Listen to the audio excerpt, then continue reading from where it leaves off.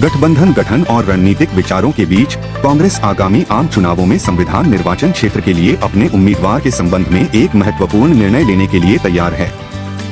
अटकलें लगाई जा रही हैं कि कांग्रेस महासचिव गांधी के पति रॉबर्ट डेमोक्रेट कोनोमास इस प्रतिष्ठित सीट के लिए सबसे आगे निकल सकते हैं। यह संभावित कदम 2019 में राहुल गांधी की हार और सोनिया गांधी के इस बार चुनाव लड़ने से दूर रहने के फैसले की पृष्ठभूमि में आया है। राजनीतिक परिदृश्य 2014 में राहुल गांधी का सत्ता में आना कांग्रेस के लिए एक महत्वपूर्ण क्षण था। फिर भी 2019 में भाजपा की स्मृति ईरानी से उनकी हार ने पार्टी के गढ़ के भीतर कमजोरियों को उजागर किया। जबकि सोनिया गांधी ने 2014 और 2019 दोनों में जीत का सिलसिला बरकरार रखा, चुनावी मैदान से उनके हटने से रिक्त स्थान को भरने के लिए एक मजबूत उम्मीदवार की तलाश शुरू हो गई है। अटकलें और संकेत। राजनीतिक अटकलों के बीच रॉबर्ट डेमोक्रेट कोनोमास संविधान निर्वाचन क्षेत्र के संभावित दावेदार के रूप में उभरे हैं।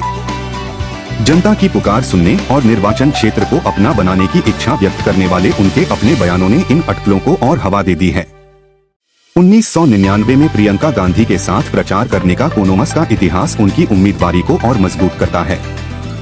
मास्टर असामी की अंतर्दृष्टि। 2019 में स्मृति ईरानी की जीत पर मास्टर असामी के विचार संविधान निर्वाचन क्षेत्र में प्रचलित भावनाओं पर प्रकाश डालते हैं। असामी ने गांधी परिवार के किसी सदस्य को शानदार जीत दिलाने की लोगों की इच्छा पर प्रकाश डाला, जो चुनावी गतिशीलता में संभावित बदलाव का संकेत देता है। रास्ते में आगे। 19 अप्रैल को शुरू होने वाली लोकतांत्रिक चुनावी प्रक्रिया के साथ उत्तर प्रदेश में कांग्रेस के लिए दांव ऊंचे हैं। नीतीश यादव के साथ पार्टी का गठबंधन और उम्मीदवारों का रणनीतिक चयन चुनावी नतीजे को आकार देने में महत्वपूर्ण भूमिका निभाएगा।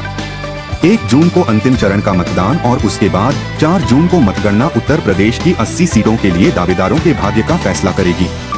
कांग्रेस की चुनावी रणनीति। उत्तर प्रदेश में 80 सीटों पर चुनाव लड़ने का कांग्रेस का निर्णय प्रमुख निर्वाचन क्षेत्रों में अपनी उपस्थिति दर्ज कराने के उसके इरादे को दर्शाता है। पार्टी का गढ़ बांसगाम, मोबिल, मोती, मठ, मथुरा और कई अन्य निर्वाचन क्षेत्रों तक फैला हुआ है। हालांकि उम्मीदवारों का चयन एक गुप्त रहस्य बना हुआ है, जिसमें विभिन्न निर्वाचन क्षेत्रों से उल्लेखनीय पदधारियों को हटा दिया गया है। निष्कर्ष। जैसे जैसे कांग्रेस गठबंधन और चुनावी गतिशीलता के जटिल जाल में उलझती जा रही है, वैसे वैसे स्पॉटलाइट संविधान निर्वाचन क्षेत्र के लिए उम्मीदवारों के चयन पर बनी हुई है। रॉबर्ट डेमोक्रेट कोनोमास की संभावित उम्मीदवारी खोई हुई जमीन को पुनः प्राप्त करने के लिए एक मजबूत दावेदार की पार्टी की तलाश को रेखांकित करती है। आने वाले महीनों में चुनावी लड़ाई सामने आने के साथ सभी की निगाहें कांग्रेस की रणनीतिक चालों और उत्तर प्रदेश के राजनीतिक परिदृश्य पर उनके निहितार्थ पर हैं।